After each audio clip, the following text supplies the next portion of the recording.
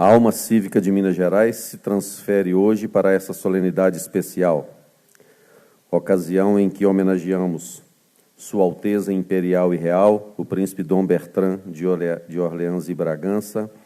a quem conferimos todas as honrarias, galas e triunfos dessa noite em que celebramos a sublime vontade da causa da monarquia constitucional, que tem em Dom Bertrand o seu centro de gravidade, a glorificar seu incessante trabalho de exaltação das virtudes da pátria brasileira, em seu notável esforço de engajamento no embate intelectual e político no último meio século.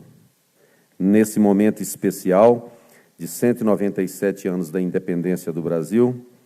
nessa noite triunfante e especial, que prenuncia a grande data do bicentenário a ser comemorada em 2022, é em torno da figura de Dom Bertrand que Minas Gerais inteira se pergunta maravilhada como explicar a permanência por quase 60 anos de uma monarquia rodeada por república de todos os lados. Como entender a presença de uma realeza Bragança, mas também das casas de Bourbon e Habsburgo, durante tanto tempo em um ambiente tropical, cercado de indígenas, negros e mestiços?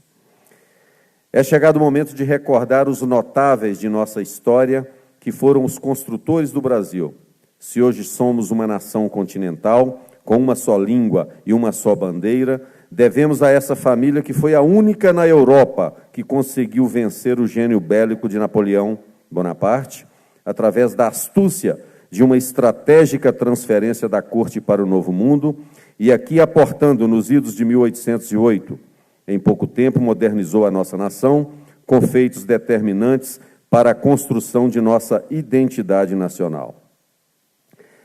Com a Revolução do Porto, que obrigou Dom João VI, um apaixonado pelo Brasil, a regressar a Portugal, foi iniciado o processo que culminou com a nossa independência, o mais pacífico e ordeiro de todas as Américas, graças à habilidade política de José Bonifácio de Andrade e Silva e à sensibilidade de Dona Leopoldina, uma das maiores mulheres da nossa pátria,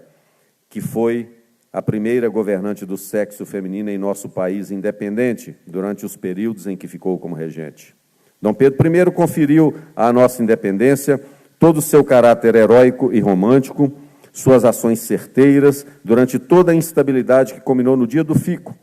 e todo o seu protagonismo político em setembro de 1822 foram vitais para que o Brasil se tornasse uma nação única, ao contrário das inúmeras repúblicas espalhadas pela América Espanhola, graças ao seu gênio de homem valente, impetuoso e guerreiro. Era um homem brilhante em tudo o que fazia. Além de grande político, foi um dos maiores compositores da sua época, tendo escrito o hino da independência, um jurista, autor da nossa mais longeva Constituição Federal, a de 1824, e um guerreiro que, ao voltar a Portugal, passou seus últimos dias lutando em desvantagem bélica pelos direitos dinásticos da filha contra o irmão usurpador e teve vitórias fantásticas antes de falecer como um herói de sua época, aos 34 anos, tendo vencido todas as batalhas e conquistado todos seus desígnios. Surge então, ainda menino, Dom Pedro II, aquele que se transformaria em grande mecenas da identidade cultural brasileira. O imperador que empresta o nome à festa do divino, na feliz tradução do patriarca José Bonifácio. Desde a regência, passando pela maioridade, pela conciliação e pelo poder moderador, Dom Pedro II, com sua força catalisadora, desde a fundação do Império, monarca dos trópicos, sempre dialogou com as culturas locais, criando significados para tradições longínquas, cultor que era do estudo de várias línguas, entre os quais o tupi-guarani. A partir daí descortinou-se o espetáculo da cultura e a inserção do Brasil perante as cortes europeias e no mundo de então. Surgiram com a família imperial o Banco do Brasil, nosso primeiro jardim botânico, os Correios, a Academia Militar, a Faculdade de Direito de Recife, a do Largo de São Francisco, em São Paulo, o tradicional Colégio Dom Pedro II. Ruas são pavimentadas, reformados portos, inauguradas ferrovias e escolas de medicina, belas artes, ciências, artes e ofícios. As grandes exposições científicas universais, festas do trabalho e do progresso difundem o nome do Brasil nos grandes centros culturais, financeiros e econômicos do mundo, são patrocinados pelo imperador.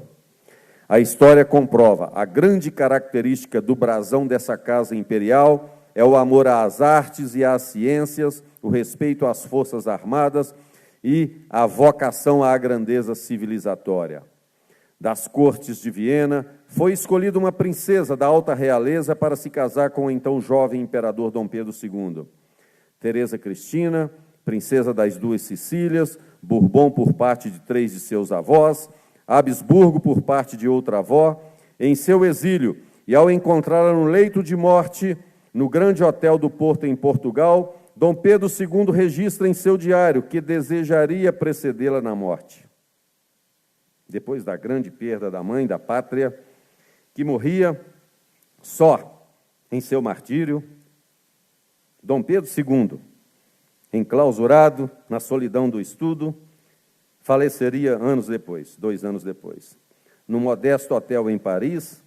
sem abdicar do cargo, deixando na capital francesa a princesa Isabel como sucessora legal do trono do Império do Brasil. Ela própria,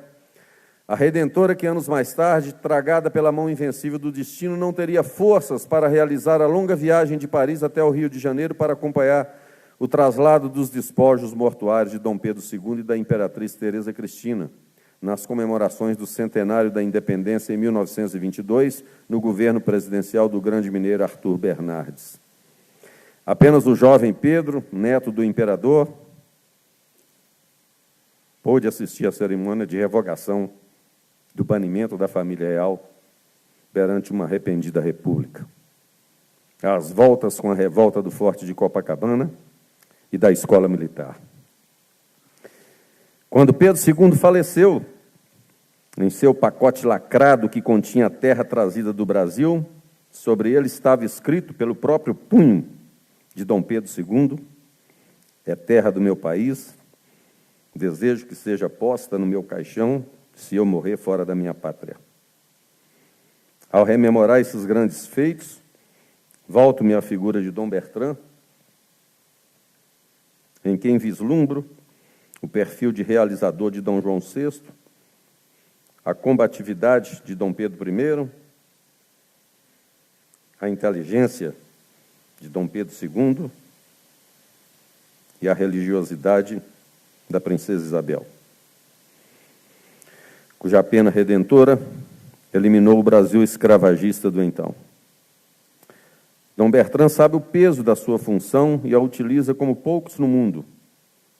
Ouso dizer que nas casas reais existentes no mundo não há príncipe tão ativo na restauração da história do seu povo quanto esse brasileiro que viaja por todos os rincões, como um peregrino em prol da verdade histórica e do restabelecimento do nosso orgulho nacional, fazendo uma média de uma conferência a cada 4 dias,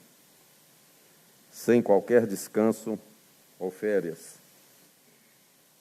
Não há no Brasil um só estado que Dom Bertrand não tenha visitado, uma só cidade de médio ou grande porte no qual ele não tenha falado ao menos uma vez sobre verdades e sobre a grandeza do nosso povo, que normalmente não se encontram nos livros do MEC. Além de um historiador nato, é um conferencista reconhecido. O príncipe aqui presente é também um jurista que se tornou um dos expoentes de uma geração de notáveis da Universidade de São Paulo. É um dos últimos grandes defensores do direito natural em uma terra de direito dominada pelo positivismo e pelo marxismo, sendo de grande importância seu embate a favor da propriedade privada, contra os excessos do ambientalismo e de políticas agrárias equivocadas, que culminou na publicação do livro Psicose Ambientalista, sem o qual não conseguimos entender os meandros da perseguição existente contra o agricultor no Brasil e como as falácias esquerdistas sobre reforma agrária e desmatamento contaminaram o atual debate político brasileiro. É uma obra tão importante que já foi mais de uma vez citada como referência pelo nosso presidente Jair Bolsonaro e sua família, em especial seu filho Eduardo Bolsonaro. Encerrando, Termino citando Monteiro Lobato, que dizia que Dom Pedro II agia pela presença, assim como Dom Bertrand age pela presença de sua figura decorosa e digna. Sob o período imperial e tão grandiosa família, é também Monteiro Lobato quem escreveu as seguintes palavras: o juiz era honesto, senão por injunções da própria consciência, pela presença da honestidade no trono. O político visava o bem público, senão por determinismo de virtudes pessoais, pela influência catalítica da virtude imperial. As minorias respiravam, a oposição possibilitava-se, o chefe permanente das oposições estava no trono. A justiça era um fato, havia no trono um juiz supremo e incorruptível. O peculatário, o defraudador, o político negocista, o juiz venal, o soldado covarde, o funcionário relapso, o mau cidadão, enfim, e mal por forças de pendores congeniais, passava muitas vezes a vida inteira sem incidir num só deslize. A natureza o propelia ao crime, ao abuso, à extorsão, à violência, à iniquidade, mas sofreava as rédeas aos maus instintos, à simples presença da equidade e da justiça do trono. Ignorávamos isso na monarquia. Foi preciso que viesse a República e que alijasse do trono a força catalítica para patentear-se bem claro o curioso fenômeno. A mesma gente, o mesmo juiz, o mesmo político, o mesmo soldado, o mesmo funcionário de 15 de novembro honesto, bem-intencionado, bravo e cumpridor dos deveres, percebendo na ausência do imperial freio, ordem de soltura, dessassamaram a alcateia de maus instintos, mantidos em quarentena. Daí o contraste, dia a dia, mais frisante entre a vida nacional sob Pedro II e a vida nacional sob qualquer das boas intenções quadrienais que se revezam na República. Pedro era a luz do baile, tenho dito.